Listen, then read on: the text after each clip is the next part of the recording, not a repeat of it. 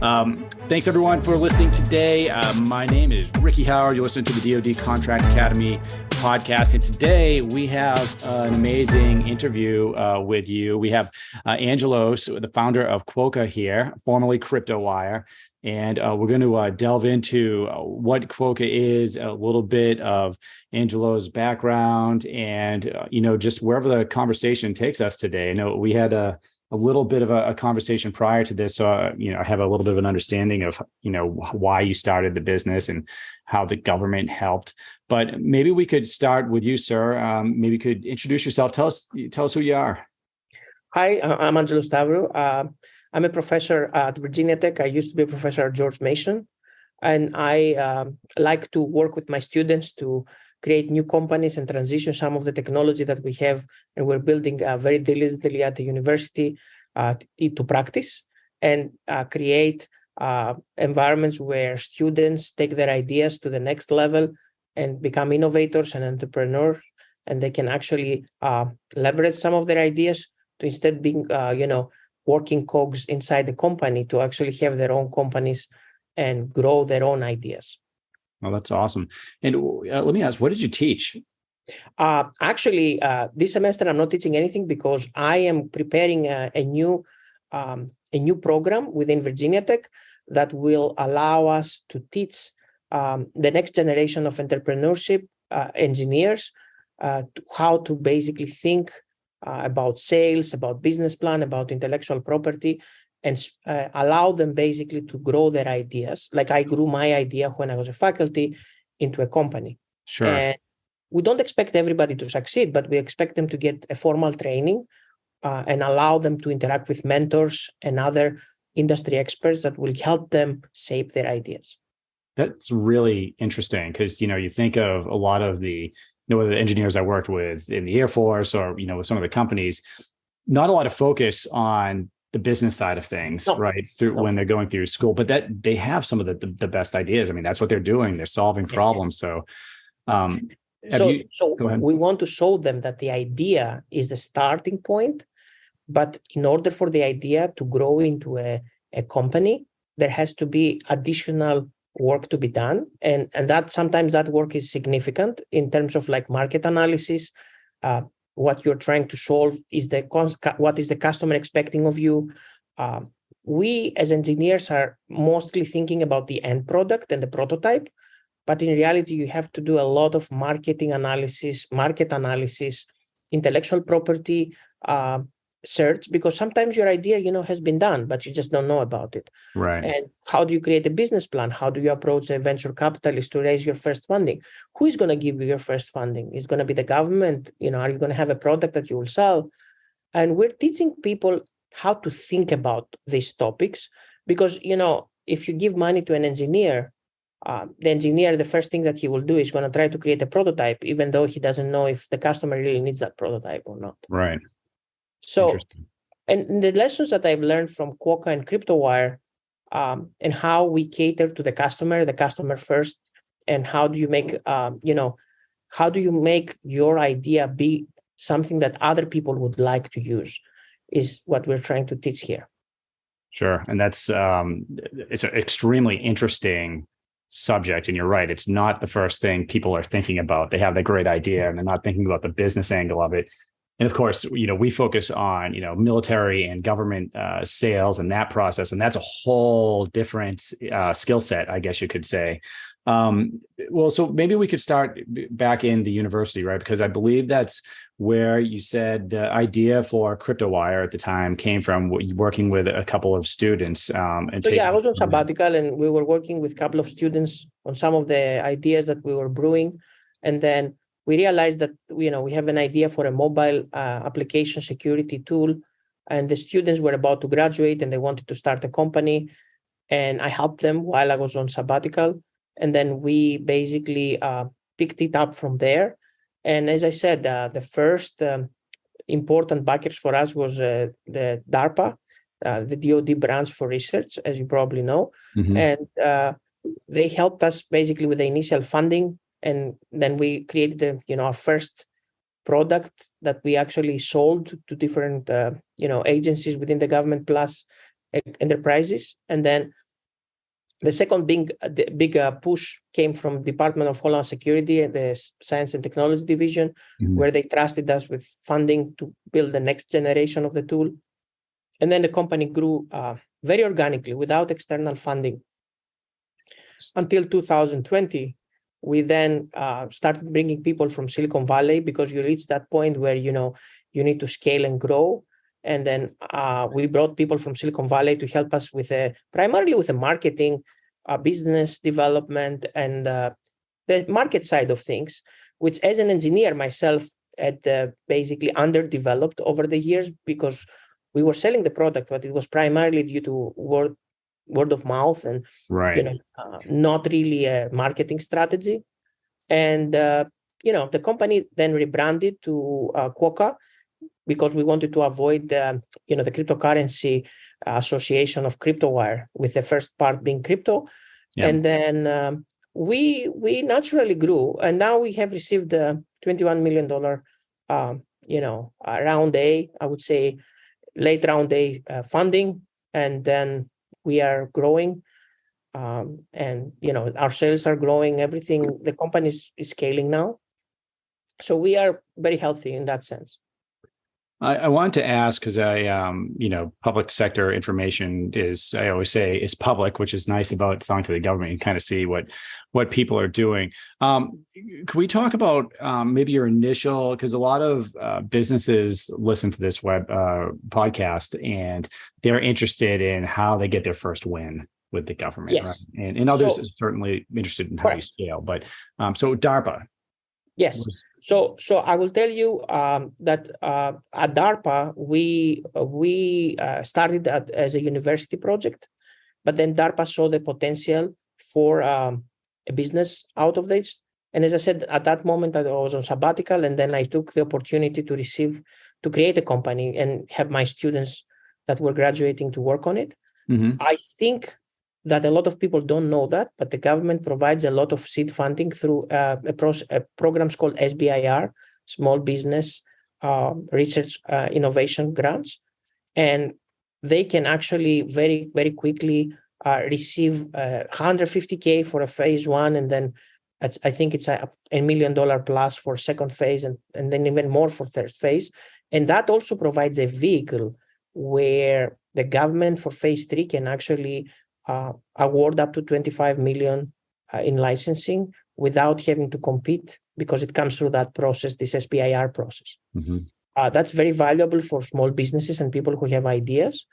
And I think that the process has, we don't have enough SBIRs coming out, but there is also open SBIRs. And usually, if I would advise the people who are actually working with the government or are intending to work with the government to approach the program managers, because many of them have access to these SBIR grant programs and solicitations, and they can actually help them get through that process, because that is what we call in the parlance of entrepreneurship, non-dilutive funding, which means that the government has some rights, but you can keep the commercial rights for all of your ideas without having to have someone owning part of your company. Right. And at the same time, you have a prototype out of the process that you can market yourself without any red tape from the government. The other piece is that the government, through this SBIR process, has a lot of training, seminars, and also helpful experts that can actually come and help you with your business plan and help you develop a go-to-market strategy, which is actually something that in most of the people that I've seen working with the government, we lack. Like, we are very good at building something, the government really likes it, but if you don't make it a product, then it becomes very hard to maintain, update, and integrate at scale within the government. So the important part, and that's not happening easily, is when you have the first product, the government might buy it. How do you convert that product now into a commercial product, and then separate what you want to do for the government, or at least create some sort of bridge between what you do from the government with entrepreneurship and commercial piece, while helping the government basically reduce the cost by having that commercial product, which helps you also reduce your costs and, of course, survive as a company. Yeah, what you're saying, the companies, especially technology companies that have been successful, it's almost like a repeating podcast interview where they get their start with either SBIR or maybe partnering with a university and going for an STTR. Correct. It's a very powerful program for a lot of businesses to get their foot in the door and help them, develop the relationships and get the vehicle, like you said, and the initial investment. But you touched on something that I would say a lot of I would call like the second phase companies that I talk to are having, right? Where they've now been successful. They've done cyber phase 1, they've done cyber phase 2, in some cases, a lot of cyber phase 2s. But they are now struggling to bridge that gap. And I think you just touched on it it's great to have cyber funding and it's great to be able to sell using that mechanism, but getting from there to a program of record, especially if you have something that's really innovative and isn't a requirement. Here's where the catch is here. A lot of people, they're trying to reach the program of record, but I think that phase 2 should actually push you to do the commercialization of the piece more carefully. In other words, where you spend a lot of money in technology in phase 2, and this is a mind shift, you have to now spend a lot of money in business development and marketing. And a lot of these companies do not realize that this is the next step. So you have now a good enough product that has made it through the phase 2. Mm-hmm. It is, as an engineer, you have to fight your natural instincts to try to improve the product and instead freeze the product at a stage where you think it's good enough for the customer. There will never be a perfect product. Mm-hmm. But important is, does it meet the customer needs? And then spend more time and energy by bringing people from the outside. It doesn't have to be someone that you have to hire. You can have consultants. You can have a lot of companies do that. And go in a little bit into the Silicon Valley mentality where you bring in teams where they take your product and they help your salespeople to get out of the government, not have only government-facing salespeople, but also have really commercially salespeople where you now shift some of your government sales to be a small percentage the first quarter of commercial sales. And as you shift and you blend your commercial versus government strategy, you can actually grow and allow you to basically reduce your cost and also now be able to make a case of being a program of record. To be a program of record, you have to be able to support large scale. And I will be very upfront, right? I don't think that there is this gap between the phase 2, as you mentioned, and the program of record.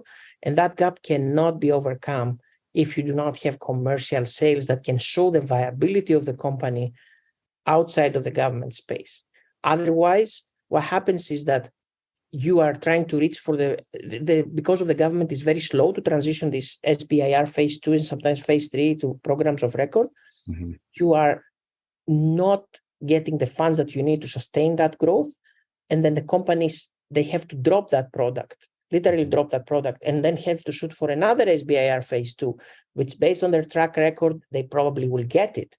But then basically they draw them up from scratch for another product, which ends up having this bad cycle where it doesn't become a commercial product. Mm-hmm. So you have these very good companies with very smart engineers, but basically they keep restarting this productization effort because there's no real transition to commercialization, but frankly creating custom solutions from the government, which they never become a product. Right.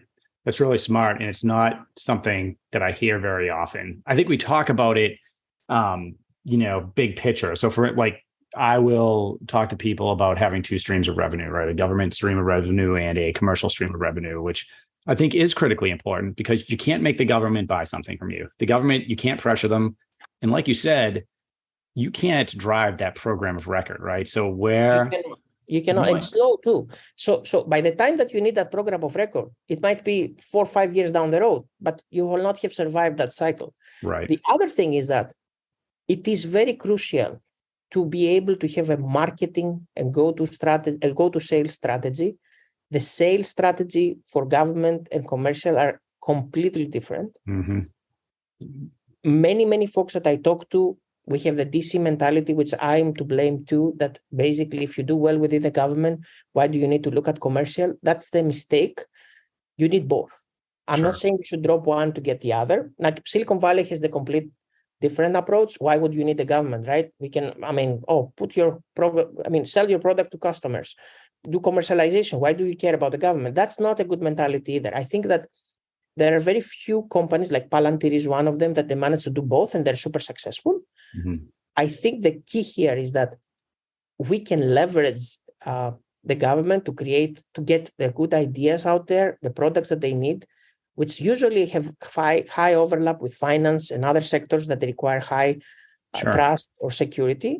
But you need to change your mentality the moment that you have that product in a good shape, to bring in another team, to allow them to commercialize that product and talk to other than government, entities, large corporations, finance, like different verticals, and create a go-to-market strategy with a different sales team. Invest in that so you can create the necessary momentum for the product to catch outside of the government, so you can go back to the government and say, hey, other people are buying my product outside of the government. So, I have legs now to move. Sure. Come and let's see what we can do. For us, we were lucky enough to have that traction in the commercial space to allow us to survive long, for the government to come back. And now we have a very large CISA contract. We are going through, ATO's authority to operate process, and, FedRAMP process and all of that. But they take a long time. And if you do not have the bridge funding from the commercial VCs to allow you basically to, survive that gap, you won't be able to do it. You won't. Yeah. I've seen a lot of smart people basically pressing the restart button. Yeah, it's there's also another good reason, aside from just staying alive until you can get that extra government funding, which is, one of the reasons the government likes dual use technologies, which is usually baked into SBIR. Just, if I put my acquisitions hat on, we had certain software suites that we had to keep alive for our weapon systems that weren't dual use, which meant that every time we needed a software update, every time we needed to do anything to it, it was completely up to government funding, and it would cost more. And it would just, at the end, it was never as good as a product that existed both commercially and on the government side that was constantly being updated, whether we were kind of paying or not, right? So when it came time for us to buy the license, we're buying the most current license or the most current iteration of whatever the tech is. Yeah, so that's really smart. So having the government funding and the commercial funding is great for whether the economy is fluctuating or whether the government is taking a long time to get you the funding. And so you took it to a point where the government came back around, and your focus, from what I understand in our conversations, which is really important, is mainly on mobile technology and securing mobile devices. So be laser focused is important. We tend to focus to a lot of different things that the product can do, but you need to think about what is your first customer? How do you make a product that makes a difference? It is unfortunate that, in DC, we have a lot of people with good ideas, but eventually they have what we call, butts in seats, like put people inside organizations instead of actually productizing their ideas, to the point that someone else now comes up with that product. And then the licensing, which is, what makes you real money, is not happening from the people who might have already invented that idea. But, a commercial company managed to basically leapfrog them and get them in front of them. I think that the region that we are in has a very strong engineering and security, especially in security and privacy and everything that is government related in terms of operations, personnel and highly skilled workers. It's just that we do not have the, I would say, the proper background or training to take advantage of that to the next level. And I see a lot of smart people, as I said, reaching a point where they have something that's mature, but because they're trusting the original process, which is government funding, to take them to the next level, and that doesn't materialize as quickly or as timely as they would like, then the gap comes in and then they have to drop it. Whereas if you reverse that thinking and reach that point where you have an MVP and you say, hey, why don't I go pitch it to a venture capitalist, see what he thinks. And then, with a mature idea, you have some sales, you get better valuation for your company, you get better term sheet, and you turn around, you get that money, and now guess what? You can build that sales team that is customer facing in terms of commercial customer facing, and then have the other government work happen in parallel while it matures. You grow your company from the commercial sector, and then you switch back or continue basically supporting the government, but without having to depend, on the fiscal year. Oh, when is the budget going to pass? Am I going to get my next increment? When is going to happen? Do I have to fire people? Because, if you fluctuate your workforce, it's very hard to regain people that you had to fire just because there was a downturn. Sure. Yeah. No, that's an important point. Could we talk a little bit about the threat of mobile devices itself, and kind of maybe why you decided to focus there, why your passion is kind of protecting these, and where the problem set is that you solve? So, originally we started as a company, we tried to protect war fighters that were deployed in unknown or even hostile environments, where they would have to carry their mobile devices. And these devices would connect to foreign networks. Data would be tagged. For example, a photograph, you would upload it to Facebook. Facebook now had your GPS immediately. If you have, soldiers that were posting photos on Facebook, all the US bases were actually online for an adversary to mine the information. And that's a real story. It happened basically back when people were deployed in Afghanistan and other places. So for us, we started by looking into, okay, what type of information are these devices collecting? Where that information is stored? What are the side effects? Can we identify apps that basically have bad permissions, or permissions that are allowing third parties to exfiltrate information about the users and the devices? For example, you have a weather application that makes a call, it reveals where you are in order for the application to actually get the forecast. But does it have to be the exact position? It can be the region, right? That's okay too. And part of what we are trying to understand is how to protect the warfighter. Of course, if you think about it, nowadays, every user is worried about the mobile data. The data basically what the phone collects has a lot of sensors, from health applications all the way to banking. We store a lot of data on our mobile. And the reason that we focused on mobile is because we have anticipated since back then that mobile is going to overtake the traditional compute in terms of things that the actual end user is doing. And if you think about it, you don't carry your laptop everywhere, but you do carry your phone everywhere, including your bed, including like places that you would not carry other devices just because you want to have, or your wearable. Forget even about your phone. You have now a watch and you're wearing it. Yeah. You might even be wearing when you're sleeping, right? And you might just take it off to charge it. In the future, the charging is going to become less frequent, which means that you'll have it even more often. So for us, it's not about the device itself. It's about the data and the person. So we put the user first. We need to understand how data collected by those devices, like mobile, wearable, IoT devices, are affecting the ability of the user to perform specific tasks, meaning that we do need the data to be able to basically, if someone finds out that you have an irregular heartbeat, you do want that data. But who gets access to that data is the real question. How do you integrate those devices to a work-life environment where you have a company that you work, you go back home, maybe your kid picks up the phone.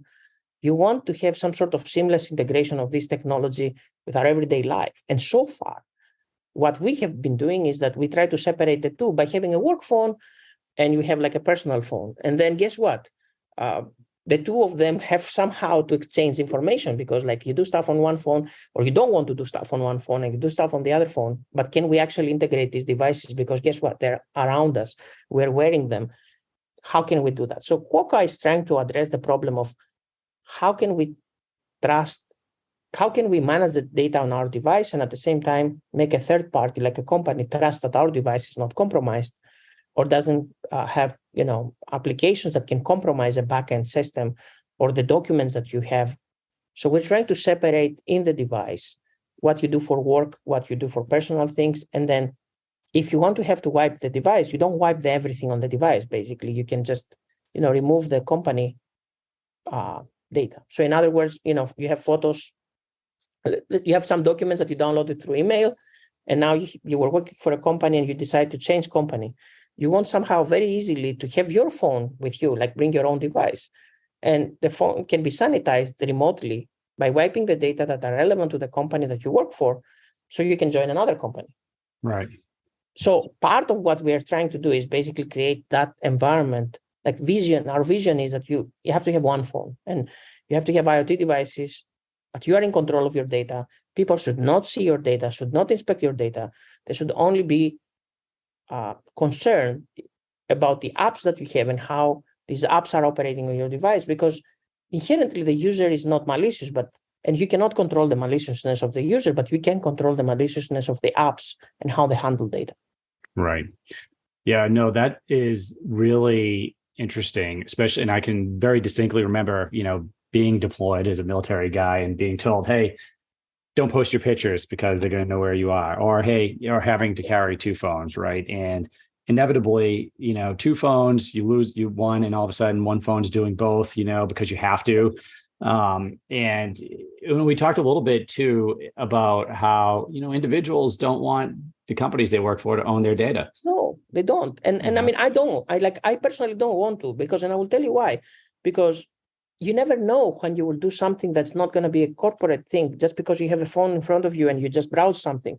Yeah. And you don't want that information to be leaked and transported. And then worse, now European Union has these rules where, the data provenance becomes a problem. And the companies now have to be responsible for the data provenance of the devices that they issue to the users. And also, they have to have an ops team that will look into that data to make sure that it's not transported to a cloud provider that's outside of the region. There are a lot of hairy regulatory concerns. And another problem is that why would you want to care about the data of the user, whereas you care about the behavior of that data that are pertaining to the company, not the personal data? So right. If you can safeguard those data that are company related, you don't have to worry about what the user does with the device on his own time. No, you're right. It's really important. So now it's very clear how that would be used commercially, right? For, like you just used the example of people working with different companies. So obviously you have a strong commercial arm of business, and now you're back with the government. Are you looking at using Quokka in the same way with, for instance, iPhones that government employees and military personnel? So I think that the government is wasting, in quotes, a lot of money by using all these managed devices that they have to issue to the soldiers, to employees. And yes, there are some employees that they do need to have the highly protected device, but right. There are many others, like 90% of the other people, who they would be very happy to have their own device, but that device have some sort of protection and notifications that is not the traditional out of the box software that we have, but something additional to that will allow us to understand how the data are being processed. Do we have any apps that are risky? What is the risk that this app introduces? Where do my data go? I want to know. So, for example, if you take a Quokka app and you open, the first thing that you see, it's a map of where your data go. So if you open that app and you see where the data go, and you see some data, for example, going to Europe, you will go question, which application is actually sending my data to Europe? Why is that happening? What type of data is that? So I think the users are not really aware of what's happening on their devices, and helping the user being aware, you're actually arming him with enough information and enough knowledge to understand the risk and at the same time protect himself beyond just the data that you have from the government or the military. If you protect the user, you're actually creating a protection, endpoint protection that's actually embracing more activities of the user instead of less activities, including his personal life, which reduces the risk for that person, which is a benefit at the end.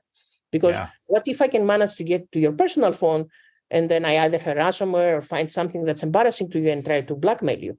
But if you have that protection and that is avoided, that's excellent, right? Now we talk about us offering a service to the end users as part of him being part of the military family. We protect your device. And then guess what? You're also getting all the benefits that you would get if you have, a military device, but you get to bring your own device, which I reduce my costs. That would be very convenient. If I'm just putting myself, it wasn't that long ago, having to carry those two devices with me everywhere, or sometimes three. Yeah. being able to use one that I could keep and not have to worry about, because, just like in the commercial world, people are, maybe we'll spend a couple of years at one company and move on. The military personnel, very often are moving every couple of years, and, Yes. to have to turn in the phone, get a new one. Now your passwords and everything else are on the old phone. It could be It's not only really awkward, irritating. but it's also very difficult to manage because there is a lot of mobility.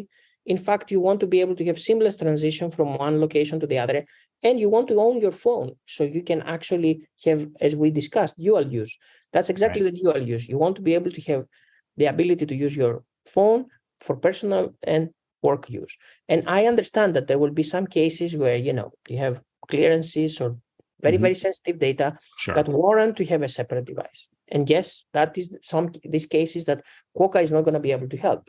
But for the majority of the cases where you have literally people who sit on a front desk, they don't have access to any sensitive data, but they just want to use like their phone.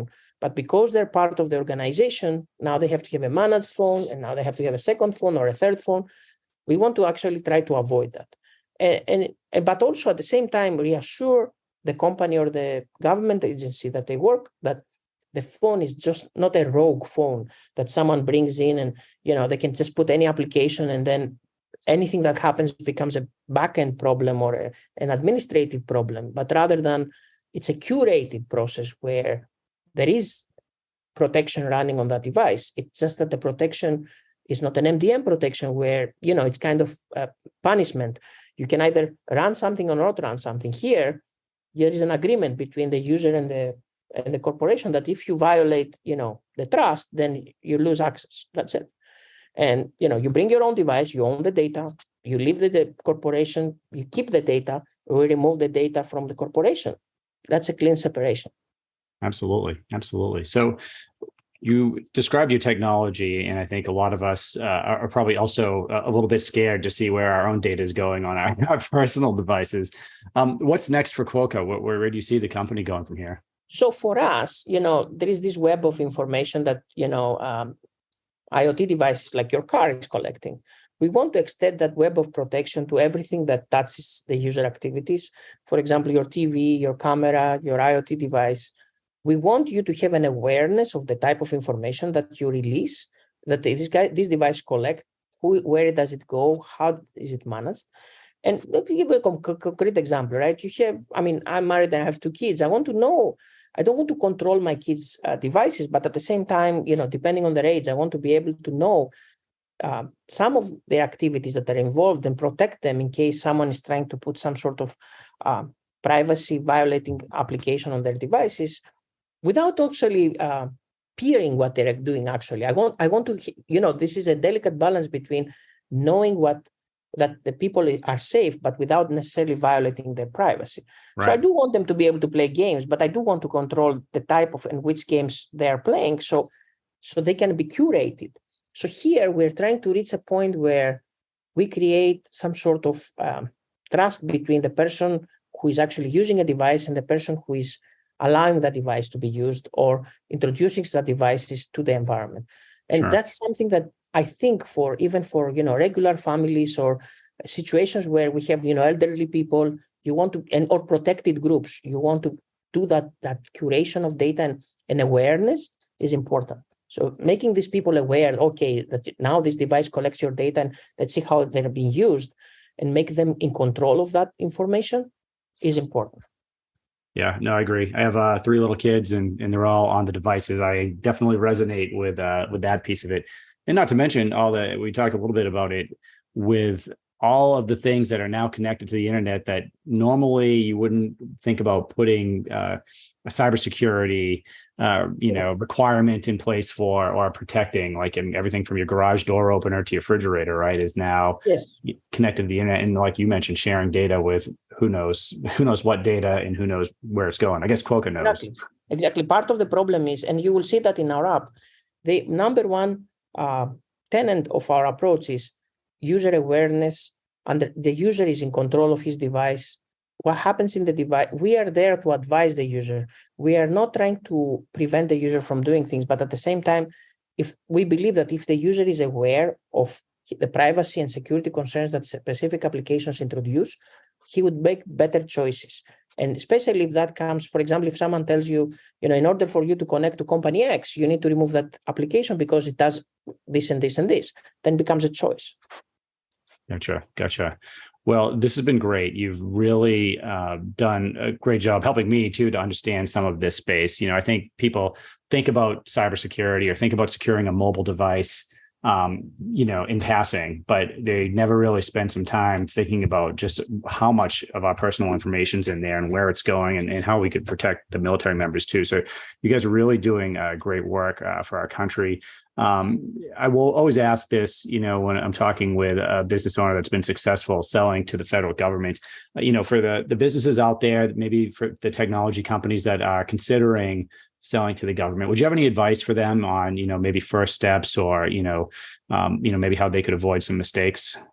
So I think the biggest mistake is that I made myself is not paying too much attention about, as I said, to sales, go to market, the commercial aspect of the development of the technology. And at the beginning, it's easy to get small amounts of money from the government. But as you grow and you're trying to get bigger and bigger licenses, and as we discussed, like program of records and all of that, the government becomes slower and slower. And then the business owners don't realize how quickly that can dry up their pipeline of funding. And they need to be able to diversify it with commercial sales as soon as they can, because that will allow them to have a longevity for their program to mature within the government, to be able to come back and have more federal sales. I mean, another advice is that they should definitely try to check the different vehicles. For example, SBIR Phase 3 and the GSA are two very good options for the government to be able to do business, because sometimes there's the government need. You talk to the acquisition officer, they want to buy it, but there is no vehicle. Then, you have seen probably that some of that Sure. There is a lot of need for a technology, but there's just not vehicle to buy it. Like in the process going, creating a product through GSA and all of that can be cumbersome or time consuming. And by the time that they do that, you have already moved on. No, also, you're right. The final thing is that the government works in cycles, fiscal year cycles. And the timing of how you will time your sales and approach people is important. It's not, unlike commercial, which is flat throughout the year, the fiscal year ends in September, a new one starts in October, and that you have to time your sales based on that. No, you're absolutely right. We talk a lot about that, so I'm not going to jump on any of those too hard, except to say, and I guess if someone's just listening to this for the first time, that when you're talking about vehicles, I guess that's another big differentiator between the government and a company. A company can just go buy something from you. Me and you can go to whatever car dealership we want to and buy a car, whether it's good or bad, from our buddy. Government can't do that, and they need a way to buy it from you. So it could be the best solution on earth, but I can remember saying so many times, all right, how do I get to them? How do I buy from them? Because also some offices don't, even you might have GSA, but my office might not use GSA, so we need another way. So I might use the SBIR, or I might use NASA. That's important. And that's something that people need to know ahead of time before they approach, that they have to have some sort of thoughts on that. Sure. No, this has been great. If anyone wanted to reach out to you or the business, what would be a great way to contact you? Just send me an email or connect with me on LinkedIn, and I would be very happy to help out and answer questions. I do that all the time. As I said, we have also tried to grow the entrepreneurship activities here in the Alexandria and Northern Virginia area. Okay. No, that's great. So I will leave a link to your LinkedIn profile in the show notes here, so people have a great way to reach out to you. Angelos, thank you again for coming on the podcast. This has been great. For everyone listening, thank you for tuning in or hitting the play button here. You can check us out on dodcontract.com if you want to learn more. Check out the show notes, and if you want, we will have the links to Angelos's LinkedIn profile and to the website. Thanks again for listening, and we'll see you next time. Thank you very much. Well, hey, great. I'll turn the recording off.